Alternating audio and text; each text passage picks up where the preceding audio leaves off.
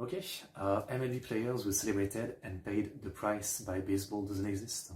Celebrating like this is illegal. Celebrating like this was made illegal. And just last year, MLB banned this celebration. They may seem harmless, but celebrations like these have cost people. Celebrations have cursed franchises. It ruined this player's career. It ended this guy. Okay, that's not a celebration, that's a super kick to the face. Have cursed franchises. It ruined this player's career. It ended this guy's career, and he wasn't even the one who celebrated. These players celebrated, and it cost their team their season. But most of the time, celebrations just lead to this. Ow. Oh, so like, you celebrate as the batter and the pitcher is like, I'm gonna kill you. Yeah, I guess they have the power to kill you.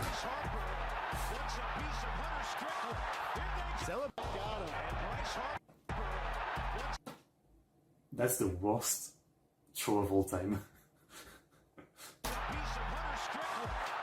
Celebrations come at a cost in baseball. It's you. No, I don't think we watched this one. I would have a comment if we did. Usually a fastball at your ribs, and that's if you're lucky. From 1909 to 1920, 4 minor league players died after getting hit in the head with pitches. Nolan Ryan hit 158 batters in his career, the 15th most ever. Admitted many of them were on purpose and was only ejected once. He once nailed Robin Ventura on purpose, put him in a headlock, then beat him repeatedly, and didn't even get ejected. He stayed and pitched the rest of the game. This kind of stuff has been accepted throughout baseball history. David Palmer once had a problem with Gary Carter. That's what I'm confused. He said like a lot of celebration are illegal, but at the same time in other video from this channel we've seen that like you can beat the shit out of the umpire in this game. You can do stuff like that, right? So like I celebrating something that's bad enough to be illegal. Because he did a curtain call. He thought a curtain call was unwarranted and braggadocious. For payback, he hit Darryl Strawberry with a pitch. Strawberry wasn't even the one who did the celebration. He got pissed, charged the mound, a clash occurred between 2 entire teams, and somehow nobody, not even Strawberry or Palmer, got ejected for this. Beanballs and retaliation for celebrations has been a part of baseball forever, and it happens to this day. Just last week, Randy Arozarena made the Rangers irate after he stepped out of the box before the pitch even got there. The next pitch, he steps out of the box again. On the third pitch, he did it again. There's 3 balls. The Rangers don't want to walk him. After stepping out 3 times, they know Arozarena isn't swinging. The pitcher knows he just has to throw any pitch right down the middle and he will get a strike. So he throws the slowest fastball he's thrown all year right down the middle. Arozarena swings and hits a bomb. He pretended like he wasn't going to swing 3 times in a row to trick him into throwing a very easy pitch, then watched the homer, pointed to his dugout, took 33 seconds to round the bases. As the Rangers chirped him the entire time, the catcher had words with him and he proceeded to pull off a 360 directly in his face. And predictably, the next time he came to the plate, the Rangers nailed him with a pitch. Arozarena calmed down his bench, avoiding further consequences, but Bryce Harper didn't do that, and his I like this guy. This guy seems pretty good.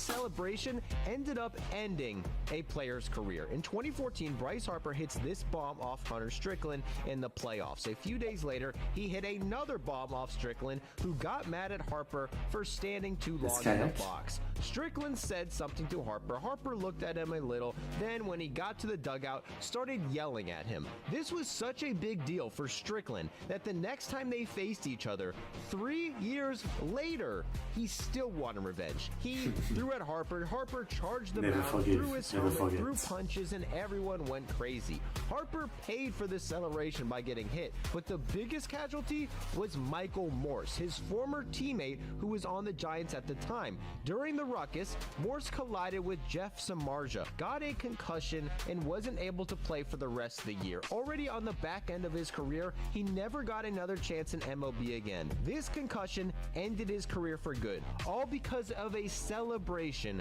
3 years earlier. There's many reasons why celebrations are so taboo.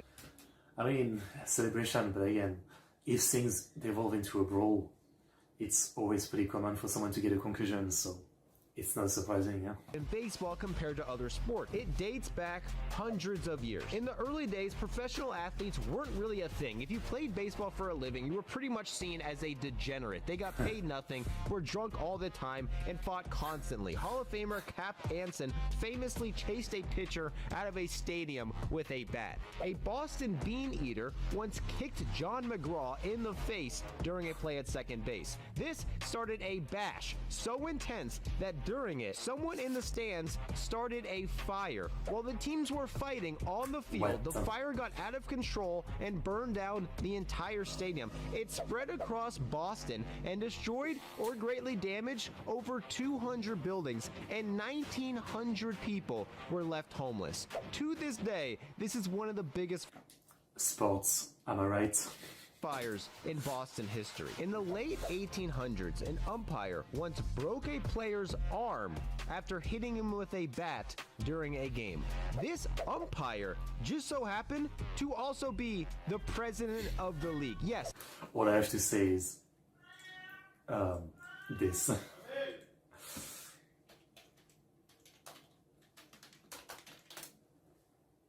Where is it? Right, yeah.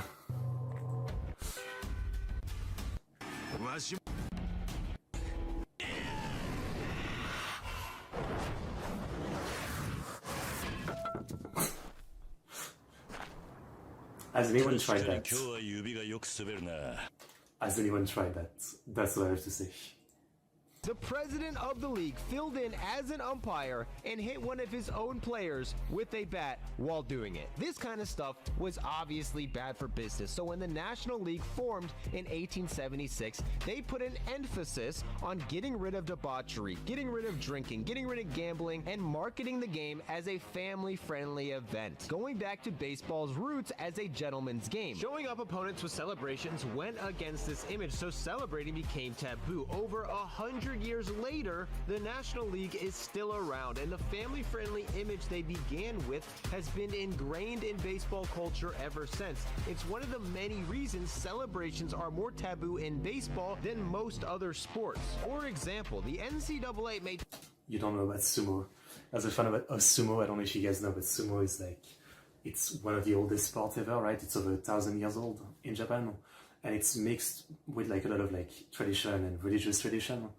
And, you know, parts of it, I mean, if you don't know how it plays, it's like you have a ring and you have to either make your opponent touch the floor with something other than their feet or push them out of the ring. But the thing is that you can't do, like, part of it is being very stoic, so you can't do any celebration. And I'm not even talking about like jumping around, like you can't even smile from winning. It's not really like you're gonna get banned for doing it, but like you're gonna get criticized a lot if you even smile after winning. It's kind of like you're supposed to be stoic in win or loss. So like someone who's like lost and, you know, I don't know, if, like says damn or something, they're definitely going to get like heavily criticized. Like sumo is kind of crazy like that for like, you know, you can't celebrate for like any reason. You know? Taunting in football a 15-yard penalty. They made taunting in basketball a technical foul. But in baseball, taunting results in an automatic ejection. And that means celebrating towards an opponent, celebrating towards an umpire, or even a bat flip is banned in college baseball. Yes, in the year 2024, college baseball banned bat flips. These players all got ejected for doing this, but nobody paid a bigger price than this kid. In a conference rivalry game up by 3, the Gators brought in their closer. The bases are loaded with 2 outs. This is the biggest out of the game. He strikes out the batter to get out of the jam, got excited, yells towards the other team's dugout, then puts his head down, starts walking back into the dugout, knowing he also has to pitch the 9th inning. Except he doesn't pitch the 9th inning because he got ejected for this. Luckily, they didn't really need him at the time. They hit a home run. Again, I just don't get it.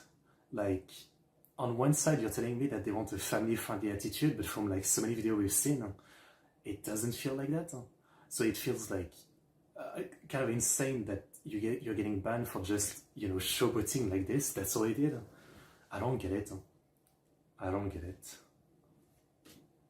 The next inning, pulled away even further and mocked the umpires by doing an anti-celebration going into the dugout. Unfortunately, this pitcher also got suspended for this celebration. Couldn't play for 4 games and missed the biggest series of the year to that point. They went on to get swept by the number 6 team in the country. I guess the but rules this couldn't happen in MLB because they don't have a rule against celebrating. It's an unwritten rule. It's policed by players. Celebrate too much, there's a good chance you get a ball thrown at you as hard as humanly possible. But in spite of this, some brave players have fought back. Typically, you have 2 options: go to first or charge the mound. However, Reggie Jackson found a third option, which will likely never happen again in baseball history. In the 1980s, he had a massive target on his back. This pitcher threw a pitch up and in to intimidate him, a regular occurrence for Jackson. He challenged the pitcher to a fight and had to be carried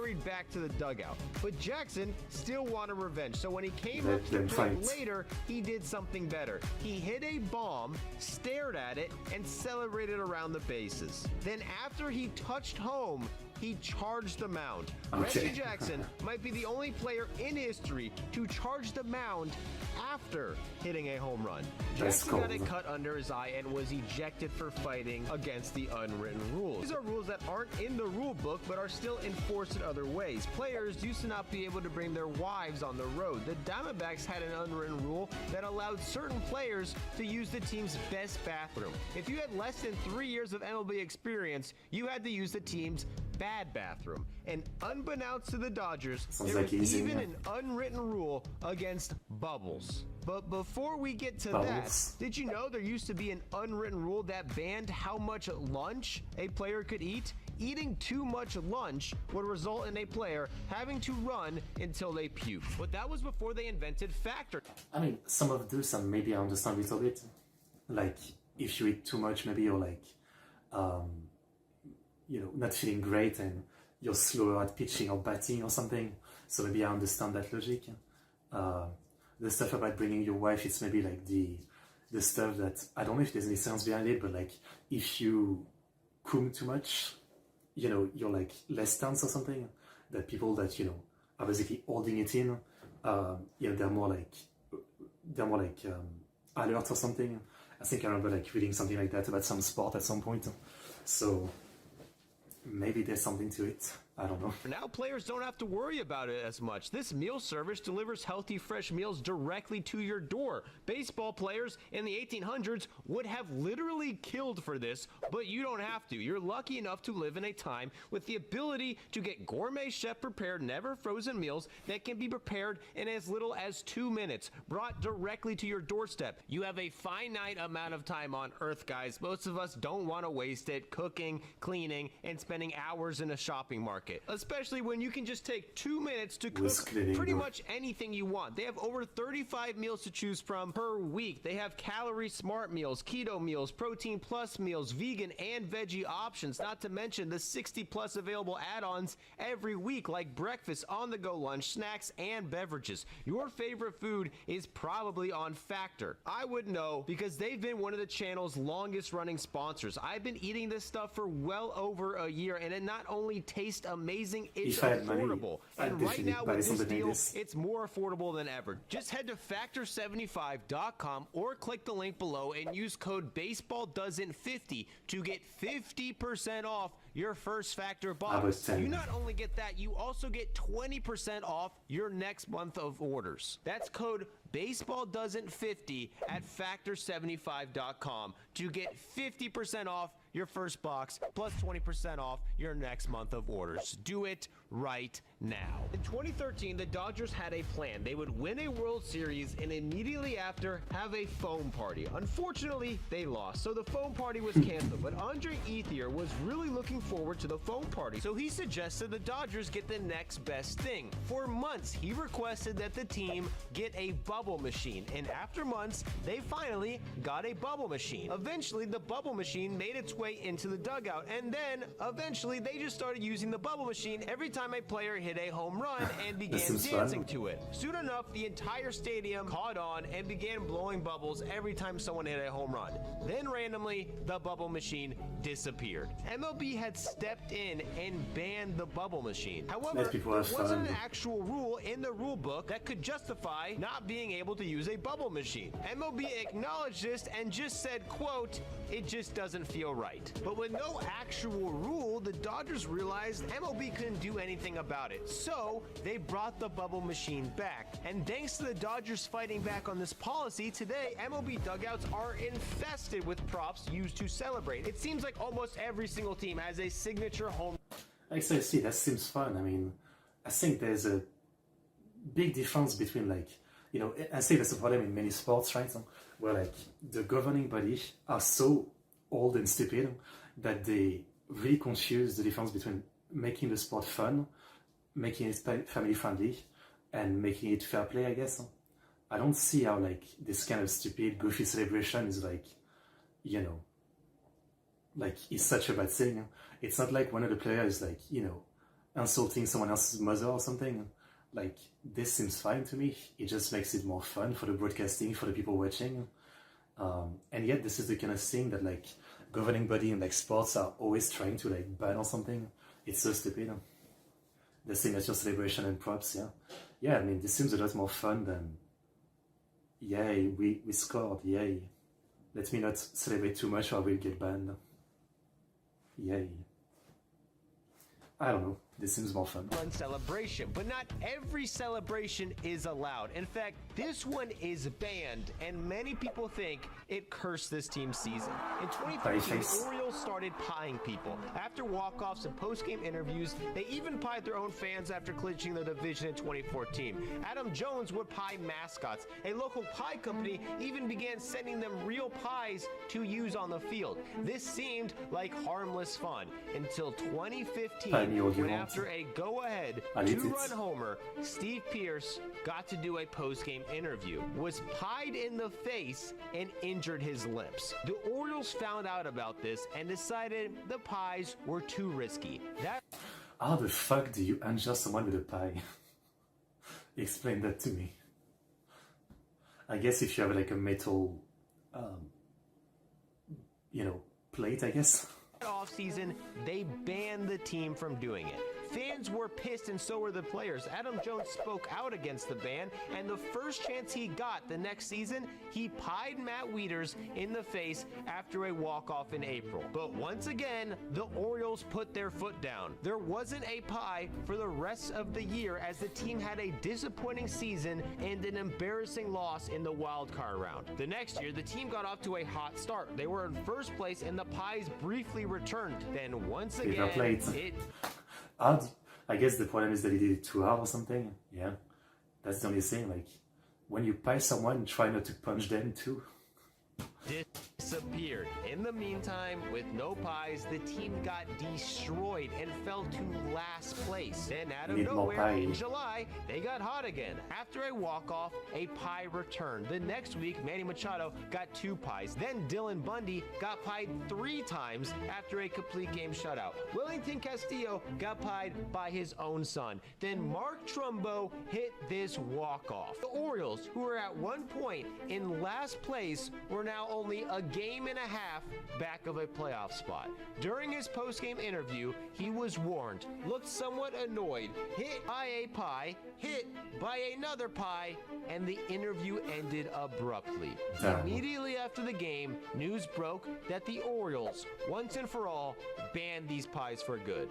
Everybody blamed Trumbo, yet this wasn't even his fault. He didn't even mind getting pied, and the Orioles just thought it was too dangerous. A pie was never thrown again. Immediately, it was too dangerous. I mean, seriously. I'm thinking, like, maybe in the pie there's, like, something that, you know, a player is allergic to. You know, I guess it could be dangerous, but come on. Come on. Like, the odds of that. after this ban, they lost 20 of their next 25 games and finished the season in last place. The next year, they had the worst record in baseball and didn't have a winning record for 5 more seasons. All because of this one pie that cut Steve Pearce's lip. But even that can't compare to this celebration, which set off a chain of events that led to one of the biggest collapses in baseball history. In 2007, the Mets had high expectations. They were delivering, and at the end of the season found themselves 7 games ahead of the Phillies on September 12th. They were 7 games up with only 17 left to play. They proceeded to lose 11 out of their next 15 games. Going into the second to last game of the season, the Mets needed to win to keep their season alive. They swamped the last place Marlins. But in this process, Lastings Millage and Jose Reyes did this celebration. Along with this and some other celebrations, the Marlins got offended. So later in the game, they threw at the Mets. The benches cleared and everybody calmed down, except for this guy. Miguel Olivo was notorious. I'm still kind of surprised that people get that mad from being bold, because I mean, I guess it hurts and you know you can get injured, but it's also like a free ball. I mean, isn't a dead ball literally just you walk to the base? So like, I understand being mad, but like, it's just the enemy team being stupid and giving you like a base. So, you know, I would just take it and not start a fight.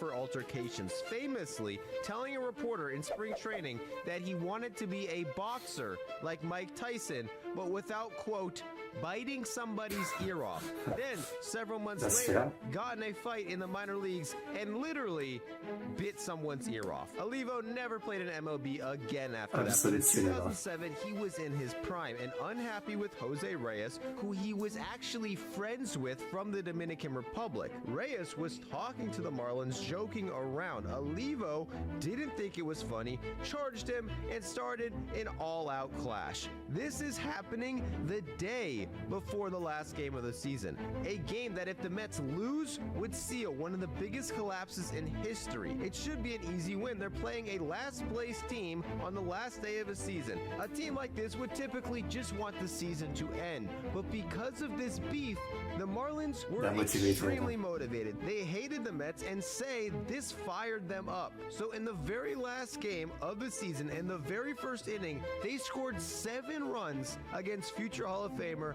Tom Glavine. Literally the worst start of his career. The Mets stranded 8 runners in 3 innings and ended up getting smoked 8-1 to seal the end of their season. And this small celebration may have made all the difference. Back then, anything like this could set a team off. This guy celebrated a homer, got thrown at, and kicked a catcher in the stomach. A few years later, Prince Fielder debuted one of the coolest walk-off celebrations ever. This is remembered and beloved in baseball. But even he got nailed by a pitch in spring training because of it. The Dodgers once clinched a division title in Arizona. They celebrated by swimming in their swimming pool in the outfield, leading the CEO of the Diamondbacks to complain and reportedly scolded the team's manager for not having his players throw at the Dodgers for this. When their GM saw the Dodgers celebrating a home run by eating a banana in the dugout, he got even more mad, saying he wanted to hit them with a baseball himself. Today, this would never happen. Teams use props, pip homers, and almost everyone has a signature celly for base hits. You're less likely to get hit for it, but these celebrations are still dangerous in other ways. And this guy became public enemy number 1. I said it before, like the only thing baseball seems to be missing, well, the MLB, is a fucking boxing ring.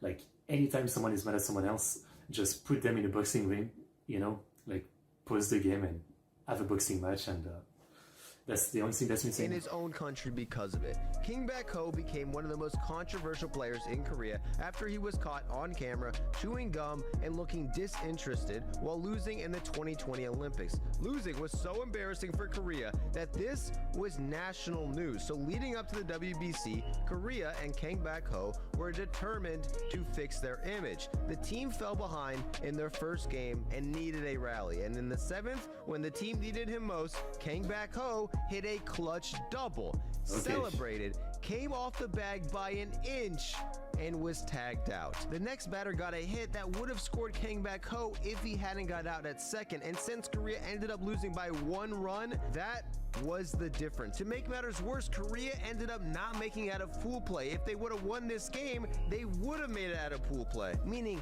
that this inch might have literally cost them the WBC. Kang Bak-ho, who was already controversial in Korea before, I feel kind of bad for the guy. Like, it seems like small things, but you know, obviously we all know how like ultra passionate sports fans are, especially when it comes to like representing a country. Yeah, it's gonna get absolutely destroyed. before this was blamed, has received non-stop criticism, ridicule, and hate mail ever since, all because of this celebration, making it perhaps the costliest celebration of all time. Well, all I can say is, you know, I always say it, but like, I'm glad that I'm never gonna become a big channel, right? Like, I'm always gonna stay a pretty small channel, and that I don't have this level of like scrutiny on me, right? So I can never imagine living as a celebrity like this, where like every face you make, every little action that you do, someone is gonna criticize you for it, you know? Like, you're chewing gum in a uninterested way, you motherfucker. Like, I can't even imagine, you know, trying to live with people criticizing you for everything like this. Yeah, it's kind of insane. It's kind of insane. I mean, good video, good video. That was fun to watch. I always like this kind of a compilation of crazy stuff, you know. Very good video.